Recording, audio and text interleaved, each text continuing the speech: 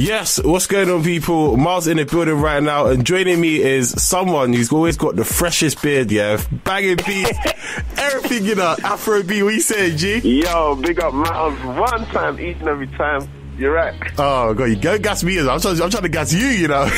You already gassed me this morning, man. That's the thing, man. That's what it's got to be done. But right now, you are the king of the Afro wave. Do you know what I mean? I'm trying, man. I'm just doing my thing. Nah, you're doing bits. Come on. You don't have to be humble with it. You don't have to be Kendrick right now. Come on.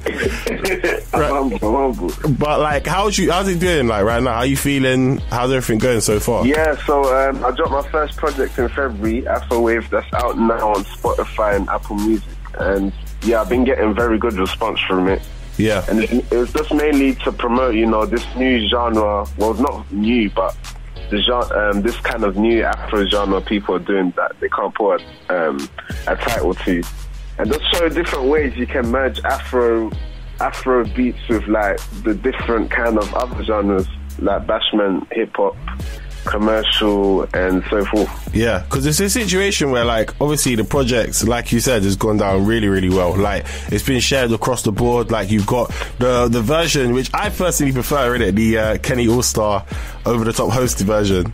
Do you know what I mean? Yeah, it's different, innit? I wanted to give it a different vibe. Yeah, because the thing is, you know what it is, yeah? That original part of Juice and Power, yeah? The part that I know, because I didn't know the stream, I only know the Kenny All-Star bit. I don't know the stream bit, you know what I mean? Oh, yeah. Where it's got, like, the whole bars coming in, and throughout the whole of the project, like, it adds something to it, do you know what I mean? But, like, overall, it's probably got, like, how many, it's up to about maybe 700k plays on Spotify right now. Not Spotify, SoundCloud right now. So it's doing some big things. And one thing as well, yeah, like, everyone is calling this kind of style of music different things. You got Afro swing, I've heard, Afro rap.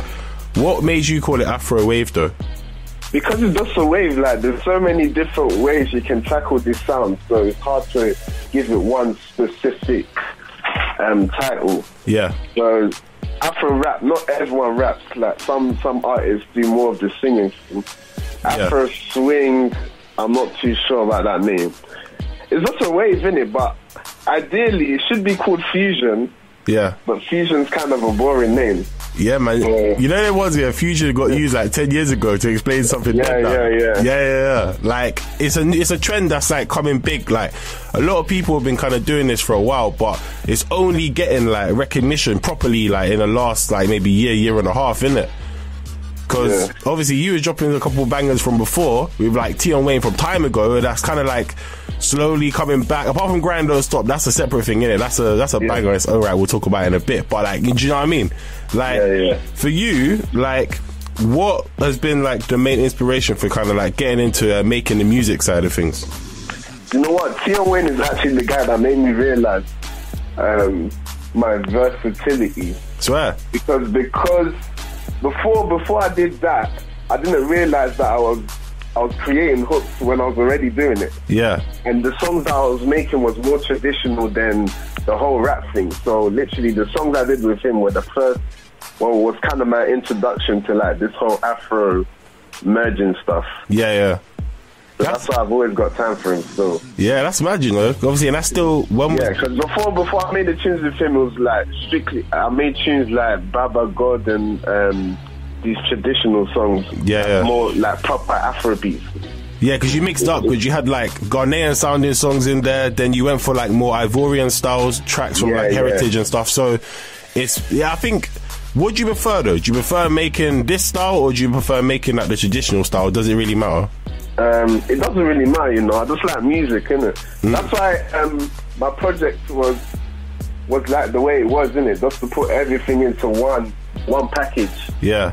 Because releasing something traditional one day and then the next day something more UK can get kind of confusing, innit? Because people like different things. Yeah, so I think the audience now like everyone likes the whole fusion thing now. Yeah.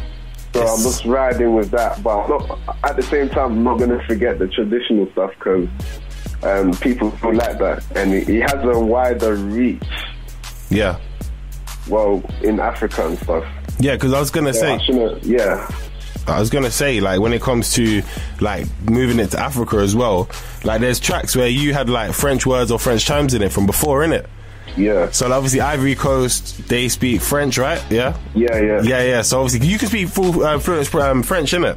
Yeah. Yeah, that's sick, you know. You know them ones where you can come in bars that no one understands on the exactly. But there's a big scene in France as well, so why not do it and branch out, you know, spread the brand all over the world rather than just thinking of the UK. Jeez, come on. You gotta think big, boy. Like, UK is doing this thing, but I wanna, you know, worldwide, innit? Man's trying to go Paris, you know what I mean? Cover the music and that. Get one, two excitements. That keep moving. I see it. But like, obviously, when it comes to that type of stuff, when it comes to like moving from Africa to the UK and stuff like that, do you think it's a global movement at the moment, or do you think it's very much just like pockets of people around the world are kind of feeling Afro beats or Afro style music? I think it's global. Yeah, and it's only going to get more, because obviously you got artists like Drake, Ed Sheeran, Major Lazer, like major celebrities and artists co-signing the sound. Yeah. That's kind of making the sound more mainstream rather than underground sound like how it was before. Yeah. And you know what? Yeah, we're gonna pause it right there. We're gonna go into a track right now. Let's go into one of the tracks from Afro Rave. This is "Stay Winning." If you introduce it for us. Yeah, this is "Stay Winning." We stay winning with Miles. Yeah, Afro B. Make sure you keep it locked. Let's go. That was Afro B, Sneakbo, and before I want to introduce the track properly like that, you know, we just come off the back of it, yeah. Like, there was no two versions of that track that came out, innit? So there was the Wale version that came out with him on there, and he did the first verse, and then Sneakbo's second verse was there, and then there was the other version which made your project, which was the one where Sneakbo's second verse on the Wale one was the first verse, and he did another one. Yeah. So what happened with that? Because obviously Wale put that on his mixtape before, innit? Yeah, so basically, at first it was just the Sneakbo one. Yeah. And then my manager had a link to Wale in it. Yeah. So he literally sent Wale the verse. Yeah. I mean the song. Yeah. And Wale responded with the verse within like a couple days. So I thought, you know, why not put this together and, you know, build the hype and momentum. Yeah. But obviously, to put it on my own project, I think it would have got a lot complicated with his label and stuff. Okay. So that's why I had to, just leave Sneakbo's version just to avoid any conflict. Yeah. But then, like you said, he put it on his mixtape. So that's what fairness there. I didn't even know that he was going to do that. But the thing is, you know what? It's a big look because, like, when I saw that, I was like, raw, Afro B, yeah? Sneakbo, yeah? Come on, like, on a Wale track. Because obviously Wale's got like a couple Afro beat songs on his new album and that part. Yeah. Before that, I'm like, yo, Afro B and Sneakbo are doing bits right now. Like, obviously I made that track of the week, like how many, like, months back that was, innit? But it was mad, and I was just happy, innit? And then, obviously, did you get like a reception from American? Because obviously, you know, like when I want to bring it to like Drake and that, yeah. But obviously, you know, when Giggs dropped the KMT verse, and then it was bare mixed emotions, yeah. What was the reception like when you had like that song and it went out into America and that? Do you know what? Yeah, because obviously there's Africans in America, innit? Yeah.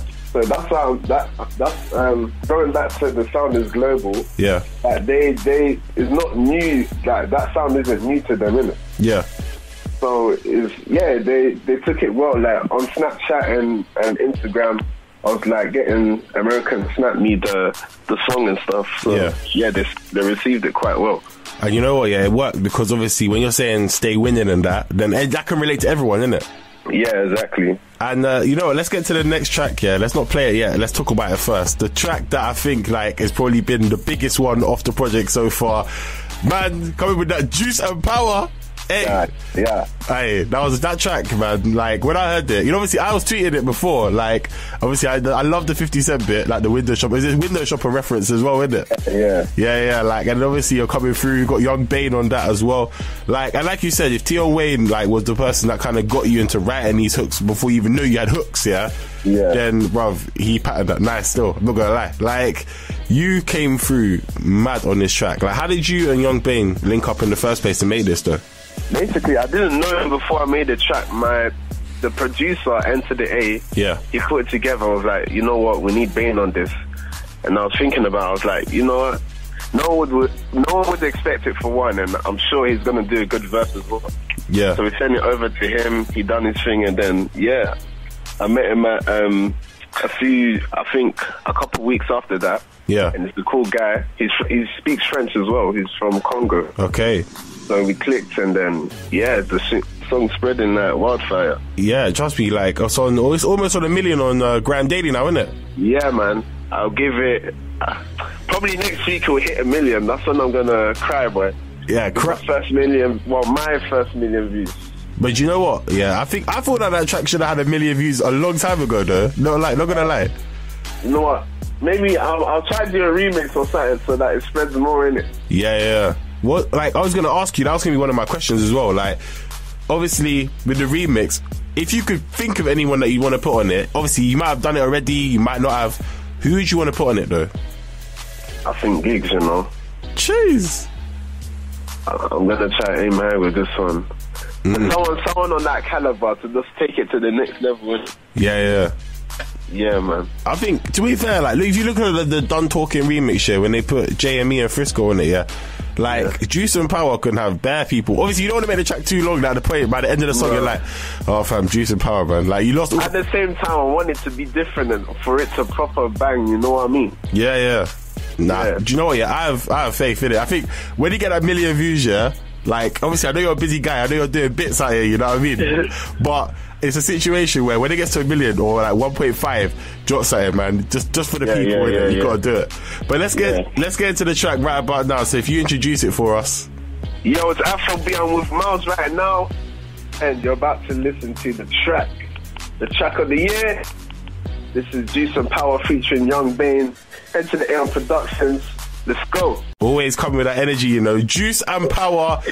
Afro B, Yxng Bane, Miles in the building right now with you. And like, we're gonna kind of start slowly wrapping this up right now, but you are kind of away from just a musician. I remember you tweeting something saying, I remember when I was only doing like 10-minute sets out in Northwest, and now I'm doing all this stuff. Like, how does it feel as a DJ anyway? Like, how does it feel to make that crossover and become like one of the people that everyone's checking for when it comes to Afro music in the UK? Yeah, you know what?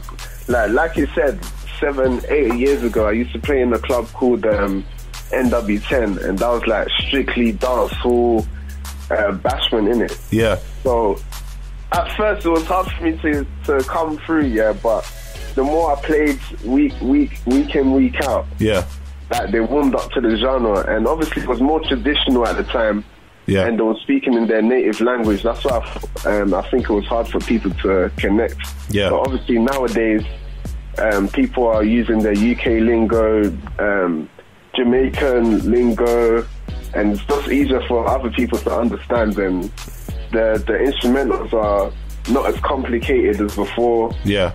So yeah, there's been a good progression from before till now, and it's just cool to be African these days as well. Yeah, you know the ones back in the day where like sometimes it'd be a bit of a par, like a good 10 years ago. You know there was where it was tough. To be fair, from where I was, it was always Ghanaians and Nigerians, didn't it? And you always end up getting into beef with like Jamaicans. Shout out to everyone who's from the country who's locked in right now. Do you know what I mean? But it always used to be a thing when Africans would lose, isn't it? And I used to be upset. Yeah, man. But obviously we're even now. We're making noise big. Trust me. You know there was where you could walk on the street, you could bang Juice and Power, you could bang the whole Afro Wave project, and everyone's looking at you like, man, you know this thing right now. But you also kind of like helping to curate this kind of project, this Moves album, Yeah. So you got loads of different names on there, and how did you kind of get involved in this project? How did you want to create it? Oh yeah, I was approached by a guy called Yxng Bane. Yeah. He had a couple tracks already, and I had to find a couple tracks for him as well. Yeah. Obviously, I'm friends with a lot of the artists coming through. Yeah. So I literally just shortlisted the best tracks, and just put it together just to promote the sound that's happening and the different angles you can tackle the sound. But one thing, what is next for you? What are you planning to do? What's the plan for the year? Because obviously you've got Juice and Power, which is still doing bits, heavy rotation everywhere. You got Grind Don't Stop. Then you've got the new one with the Beat Freaks and Sona, Malogo, and Sneakbo as well. So what else is coming from you, man? You know what? More visuals. Yeah. Because I feel like I need to show my face more. Yeah. More visuals from the Afrowave mixtape. Yeah. And I feel like a lot of the songs there sound summery, innit? You got a lot of vibes. I'm not gonna lie. For me, like they sound like singles. Yeah, because for me right now, I'm thinking like Personal Lover remix is a bit wavy still. Yeah. Or you got Honey, like, but there's people like Honey. Yeah. But I think Honey, do I need the video for that? I don't know. Man, you're putting me on the spot, you know. I mean, this is your music, fam. You say? Yeah, that's the only thing. Like, I can't release. Like, there's not many days to drop videos like that, innit? So I have to be strategic. Nah, but you got like the Sunshine out now, yeah. Like, obviously, you find a girl that looks nice and that, you know what I mean. You put it on Link Up TV and that, you get a casual 1 million views and that, people asking for more videos. Yeah, I hear you. But so more visuals coming from you then, yeah. Yeah, definitely. More visuals. A possible headline show at the end of the year. Okay. And a party. I haven't done a party in a while. Yeah. So yeah, definitely. I think that party could like pop off, you know. I'm not gonna lie. Yeah, definitely. No, I used to throw parties there back in the day, innit? But I took a little break to concentrate on the music. Yeah. And now I'm back. I'm done with uni as well. I've got more time in my hands. Yeah, because now you can like literally just come at every angle, innit? So like you can, if you want to DJ and then you're like, you know what, hey, let me come sing real quick. Then you come sing. Let me rap real quick. Let me rap. Let me come dance real quick. Yeah, you're tackling everything, which is good, isn't it? But yeah, man. Yeah. All right. Well, thank you for chatting to me today, man. I appreciate it still. Yeah, big up yourself for having me as well, man. No problem. And right, so yeah, we'll just start spinning some more tracks from Afrowave right now. Choose any one. What should we play? Play you pick, man. I don't even know. Man put me on the spot. Do you remember your tracks, yeah? Yeah. I was gonna be you alright, I'm gonna choose Honey. I'm gonna go for Honey, man, because you just spoke about it. Alright, cool. Say no more. This is Honey, Afrowave, Afro B on the phone with me right now. I'll catch you guys in a bit. Peace. Bit.